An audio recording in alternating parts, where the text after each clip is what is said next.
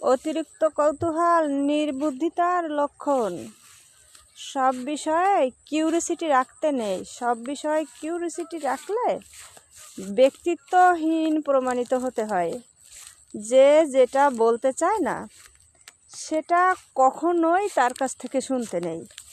যদি সে আপনার আপন কেউ হয়, যদি সে আপনার শুভাকাঙ্ক্ষী হয়, তাহলে সে তো আপনাকে নিজে থেকেই বলবে।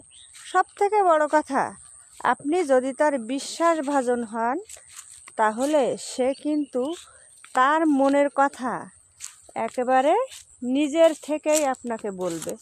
বলুন, বলবে না?